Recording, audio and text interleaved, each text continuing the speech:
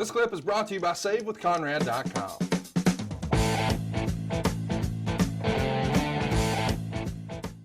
I want to mention too, disaster strikes right after this. Both Austin and The Undertaker are hurt, and as a result, the company has to cancel 3 live events. As a reminder, they're setting records in some markets, but now literally your top 2 acts are down and out. This is like worst case scenario, is it not? Yeah, absolutely sucks. And it's just absolutely snake bitten. What's interesting here is The Undertaker suffered an ankle injury. They think it's a cracked ankle with some bone chips doing an angle on June 16th in Austin, Texas. It was a location that was supposed to be Paul Bearer's house, and that's where he got hurt. Do you remember this injury where you're shooting some sort of outside on location footage and Undertaker gets hurt? Yeah, he basically turned his ankle and came down and fucked it up. So the next week on Raw, they're doing this angle, and Paul Bearer also suffers an ankle injury when Undertaker's throwing furniture around and something lands on him. Was there a backup plan for, King of the Ring 98 if Undertaker wasn't ready to go? Who would have been Mankind's opponent? Would it have still been a Hell in a Cell? What would you have done differently? I don't know that we had a backup plan. And that was, again, you go off of prognosis and diagnosis from doctors and hope everybody does what they're supposed to do and they're going to be able to go. And if not, if you don't have a promising plan, you don't go there. So they go on 8th. Everybody knows the match. It's the infamous Hell in a Cell from Pittsburgh, PA. I don't remember that one. What happened? 4.5 stars. Good God Almighty, they killed him. Where were you during the match? How freaked out was Vince? What can you tell us? The little details maybe we haven't talked about before. Are you in Gorilla next to Vince, or what's that look like? I was in Gorilla. I don't know where the hell Vince was. But I was at Gorilla for the whole thing because I remember distinctly looking for Pat Patterson for the match. So I knew what was coming up next, and I'm screaming for Pat. I'm all pissed off that he's not at Gorilla with me. And that's when I found out that Louis Dondero had passed, who was Pat's life partner. Yeah. And so now I'm watching the match through different eyes and just kind of like, holy shit. Obviously the same story has been told over and over again, from the cage up top, not breaking like it was supposed to. And as we were told it would, and Mankind, the worst bump was one from the top of the cage to the ring with the chair that came in and slid and knocked his teeth out and everything else. It was an amazing match. It was an amazing spectacle. But, throughout it all, there's one of those moments where you're looking at someone like Mick and thinking, oh my God, it's gone too far and you got to pull Mick back. You're thinking, okay, he's not going to admit, but then Mick is pleading and Mick is telling everyone, I'm fine, I'm going to go. And he goes back and gets in the match. I remember Terry Funk was not happy during that match, especially after the second bump and having to calm Terry down quite a bit. But it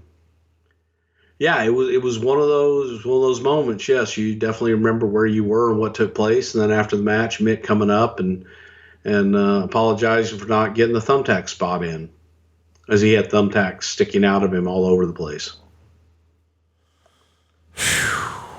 So and here's the funny thing: we were all worried about Taker's ankle going in, into this thing. What do you remember talking to Undertaker before or after that match? Yeah.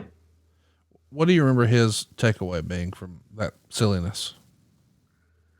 Well, I think silliness, I think, was that they were trying to do something different, and Mick really wanted to take this one bump. And, everything was kind of laid out, and it's unfortunate. Sometimes mistakes happen. And in this situation, mistake happened. Dude, it's such a spectacle. I mean, do you think I think that's gotta be top 5 most recognizable matches in WWE history. I mean, I'm not comparing it to Hogan Andre, obviously a different type of spectacle, but when people bring up like famous WWE matches, that's gotta be top 5, right? They bring up any with me? I don't think so. Are you sure? That one time you beat that one guy with that furnace Schnavitz. Yeah, but I reversed it. You did the reverse double vert. Yeah, yes, I remember now. The chase. Yeah. This is without doubt one of the biggest spectacles ever. By the way, they're not done here. I think history sort of forgets that. Both Mankind and The Undertaker come out and involve themselves in the main event. And at this point, they're both super injured. This is a wild era. The wild, wild west almost, huh? It definitely was. This was, kind of the beginning of anything goes. And Steve was red hot, and you kept on having to look at, how are you going to top this? How are you going to top that? As a reminder, the creative in the main event is Undertaker is going to save his brother later on in the night from lighting himself on fire and helps him win the title by hitting Steve Austin with a chair. And that causes him to bleed and lose. It's the first blood match. Austin did beat Kane the next night for the title, but it leads to Taker and Austin teaming up to face Kane and Mankind at Fully Loaded. Is the idea here in booking them in a tag match like this? Hey, both of these guys are banged up, but we need them to sell pay-per-views. Let's put them in tag matches and, maybe the other guys can sort of fill in the blanks for them. Yeah, hopefully. It's less work if you got a couple partners. It's, I'm sorry, I got to comment on the first blood match because I remember the particular incident, but I don't remember who the opponent was. I don't remember who it was, but Bill Watts had this finish one time and it's an old finish that had been used before, but where first blood match and the one guy is bleeding, let's say the heel is bleeding, but the heel then takes the baby face's towel and wipes his blood on it and puts blood on the baby face and puts his blood on the towel. But in this particular instance, and God, I'm telling the story. I don't even know who the guys are that were in the match. But the heel was still bleeding. The babyface clearly wasn't bleeding, and Watts' excuse as to why because the babyface's towel was soaked with blood. So you know that it was the babyface's blood.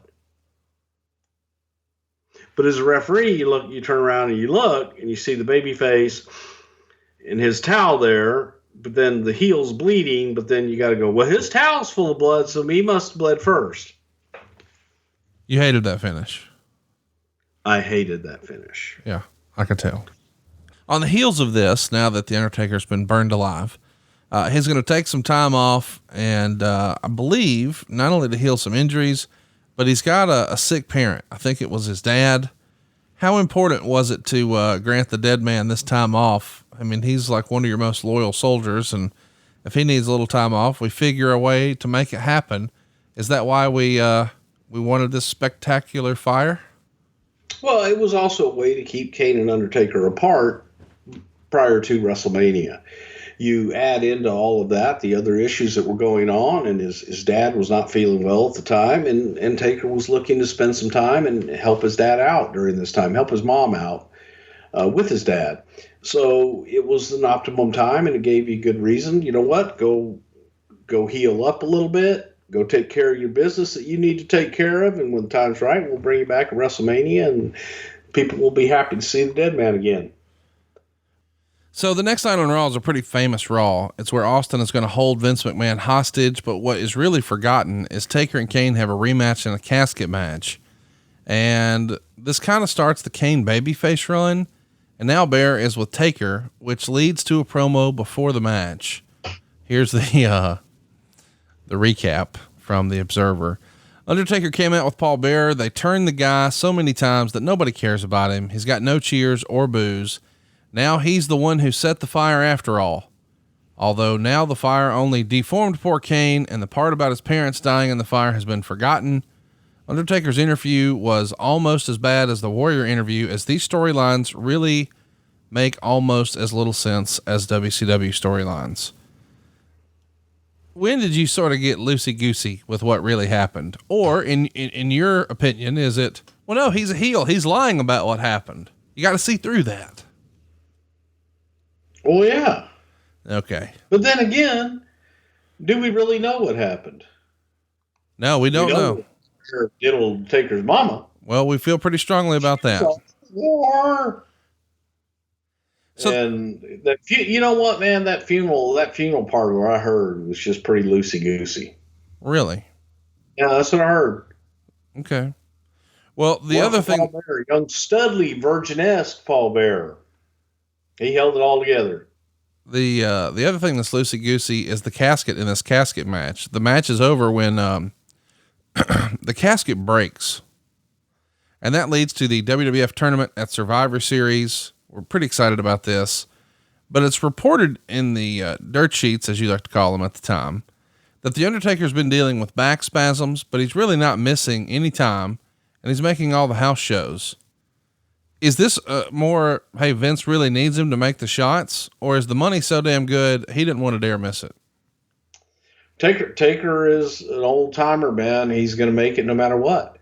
And guys were built differently then, and the business was different. You didn't have the same kind of medical facilities that we have now, and it was a different business. You're talking many, many years ago. It was a different business with a different type of talent that was like, if I can walk, I'm going to make the show. Even if I can't walk and I'm in a wheelchair, I'm going to make the show. If I'm advertised, I'm going to make the show. I got to tell you, it freaking tickles me that you just said medical facility. Hey, I wanted to ask, in this era, there's so many licensing opportunities because the WWF is just white hot.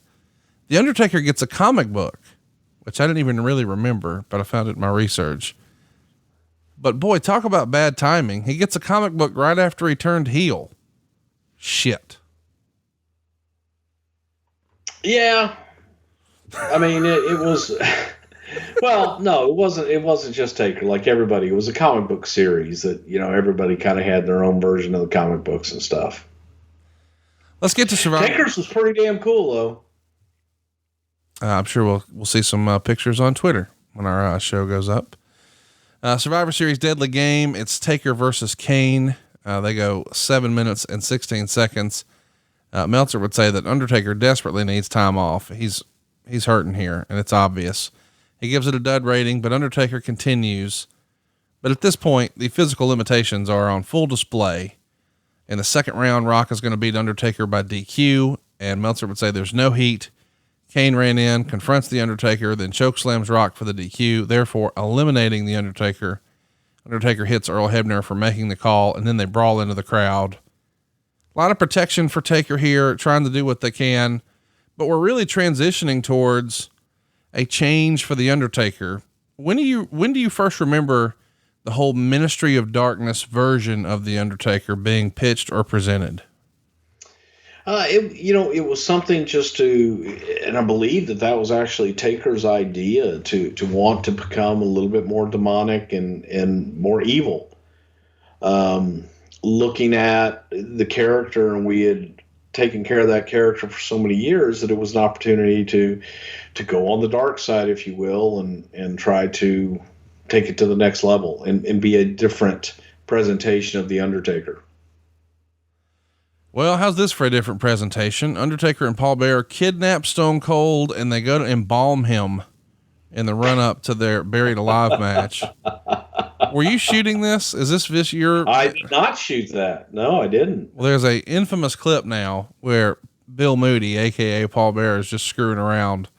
And so as Austin is laying on the slab and they're pretending like they're about to embalm him, he says, "Let's start here," or whatever, and goes to pull down Austin's trunks. And Austin goes from playing like he's knocked out to wide awake. What the fuck are you doing? It's great stuff. You got to have a little levity, a little ha-ha. Hey, it's Conrad Thompson. Thanks for checking out the podcast here on YouTube. Be sure to hit the subscribe button and the notifications bell so you get a notice anytime we upload some new content. And go save yourself some money right now. If you're in a 30-year loan or you have credit card debt, it's not a matter of if I can save you money. It's a matter of how much. Find out right now for free at SaveWithConrad.com.